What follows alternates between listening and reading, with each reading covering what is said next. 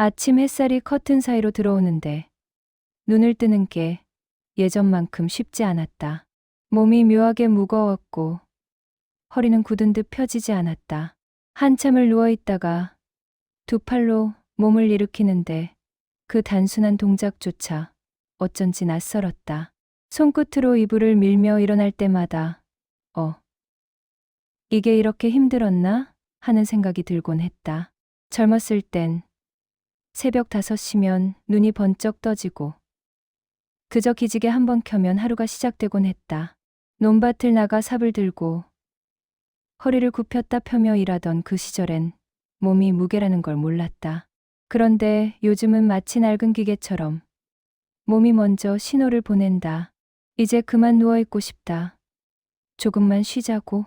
이상한 건 그 신호를 알아차리는 순간마다 마음도 함께 무거워진다는 것이다. 마음이 괜찮다고 말해도 몸이 이제 안 되라고 대답하는 날이 늘어갔다. 그게 나이를 먹는다는 뜻이구나 하고 느꼈다. 아내가 아침밥을 차리며 물었다. 여보, 오늘은 어디 안 나가요? 나는 잠시 대답을 망설이다가 허리가 좀 하고 말끝을 흐렸다. 아내는 아무 말 없이 웃었지만 그 미소에는 약간의 안쓰러움이 섞여 있었다. 그게 오히려 더 마음을 불편하게 만들었다. 밖은 햇살이 따뜻했지만 내 몸은 움직이려 하지 않았다. 한때는 하루 종일 밖에서 뛰어다니던 다리가 이제는 몇 걸음만 걸어도 무겁다. 무릎은 계단을 오르내릴 때마다 삐걱거리고 허리는 자꾸만 굽어진다. 눈은 흐릿해지고 귀는 작은 소리를 놓친다. 그럴 때마다 나는 점점 세상으로부터 멀어지는 기분이 들었다. 예전에는 가족의 중심이었고 일이 나의 존재였다. 지금은 일을 하지 않아도 된다고, 충분히 쉬어도 된다고 스스로를 위로하지만 그 말이 전혀 위로가 되지 않는다. 쉬는 게 좋을 줄 알았는데 쉬다 보니 세상에서 조금씩 밀려나는 느낌이 든다. 친구들과의 모임도 줄었다. 하나둘씩 몸이 아프다고, 허리가 안 좋다고 빠져나가더니 이제는 연락이 오면 괜히 미안한 마음이 먼저 든다. 나도 예전처럼 나설 수 없다는 걸 알기 때문이다. 하루는 거울 앞에 섰다. 그곳엔 내 젊은 날의 얼굴이 아니었다. 살짝 굽은 어깨, 푹 꺼진 눈가, 키끗한 머리칼. 그 모습을 보며 문득 이런 생각이 들었다. 언제 이렇게 변한 걸까? 사실 몸은 매일 조금씩 변해왔을 것이다. 단지 내가 그걸 보지 않으려 했던 거다. 늘 바쁘게 살며 나는 아직 괜찮다고 스스로를 속여왔을 뿐이다. 그렇게 시간을 흘려보내는 동안 몸은 묵묵히 세월의 흔적을 쌓아왔다. 그날 이후로 나는 가끔 몸의 소리에 귀를 기울인다. 허리가 아프면 왜 그런지 생각해보고 무릎이 시리면 그동안 무리했는지 떠올린다. 몸은 말을 하지 않지만 분명 무언가를 전하고 있었다. 조금만 쉬자, 나를 돌봐달라. 그런 신호들, 젊을 땐 몰랐다. 몸은 당연히 움직이는 거라고, 고장나면 병원 가면 된다고 생각했다. 하지만 이제는 안다. 몸은 내 인생을 담은 그릇이고 그 그릇이 조금씩 금이 가고 있다는 걸. 비 오는 날이면 허리가 무겁고 눈 오는 날이면 무릎이 욱신거린다. 그럴 때마다 나는 오늘은 그냥 집에 있어야겠다고 생각했다. 그렇게 며칠을 쉬다 보면 어느새 일주일, 한 달이 지나간다. 몸은 점점 더 무거워지고 마음은 이유 없이 쓸쓸해진다. 창밖을 보면 세상은 여전히 움직이는데 나만 멈춰 있는 듯했다. 아내는 장을 보러 나가며 같이 갈래요? 하고 묻지만 나는 괜히 피곤하다는 핑계를 댔다. 나가면 다리가 아플까봐, 괜히 낯선 사람들과 마주칠까봐 이유를 붙여가며 집 안에 머물렀다. 그런 날들이 길어지자 몸보다 마음이 먼저 굳었다. 세상과의 관계가 느슨해졌고 하루의 리듬도 무너졌다.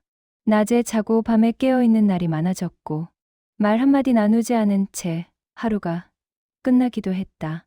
그러던 어느 날 옆집에 사는 박 할아버지가 현관 앞에서 불렀다. 산책이나 같이 나가요. 잠깐만이라도. 그 말이 왠지 낯설게 들렸다. 움직이는 게 귀찮았지만 이상하게도 그날은 거절하지 못했다. 바람이 차가웠지만 걸음을 옮기자 다리가 조금씩 풀리는 느낌이 들었다. 공원의 나무들은 여전히 제자리를 지키고 있었고 아이들은 뛰어놀고 있었다. 내가 세상과 떨어져 있었던 시간 동안 세상은 그저 묵묵히 흘러가고 있었던 거다. 박 할아버지는 말했다. 우리 나이에는 멈추면 금방 굳어버려요. 그 말이 가슴에 오래 남았다. 걷는 게 운동이 아니라 마음의 청소처럼 느껴졌다. 발끝이 땅을 딛는 감촉이 새삼 생생했고 심장이 조금 빨리 뛰는 게 오히려 반가웠다. 그날 밤 잠이 오랜만에 깊게 들었다. 그 후로 나는 하루에 조금씩 걷기 시작했다. 처음엔 10분, 나중엔 30분. 그리고 어느새 1시간. 몸은 여전히 무겁고 무릎은 시큰거렸지만 그 불편함 속에서 살아있다는 기운이 다시 느껴졌다. 이상한 건 몸이 조금씩 좋아지자 마음도 달라졌다는 것이다. 사람을 만나도 예전처럼 피하지 않게 되었고 장 보러 나가는 아내를 따라가기도 했다. 몸이 굳으면 마음이 닫히고 몸이 열리면 마음도 함께 열리는 법이었다. 세월이 남긴 통증은 완전히 사라지지 않겠지만 그 통증 덕분에 지금의 나를 더 잘 느낄 수 있었다.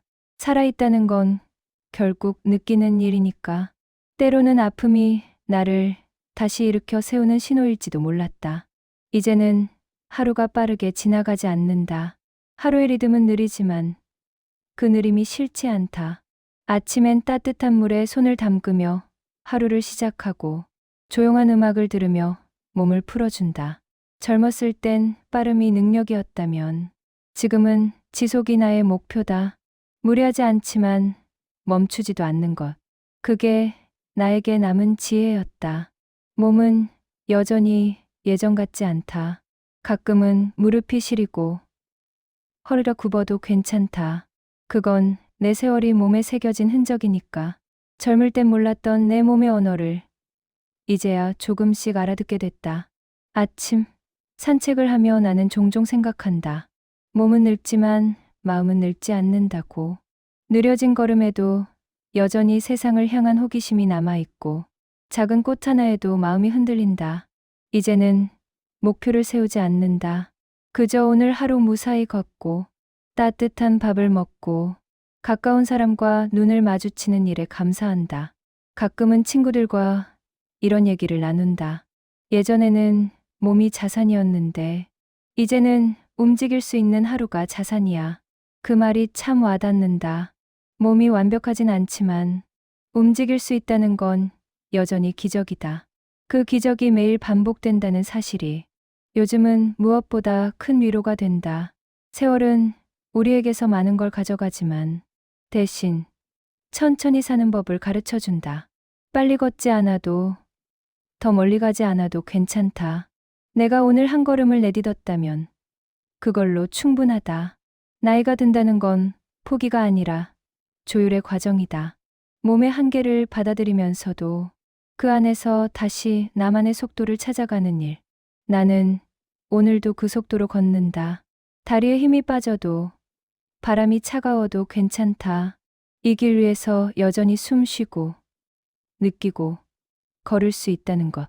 그게 지금의 나를 가장 잘 설명해주는 문장 같다.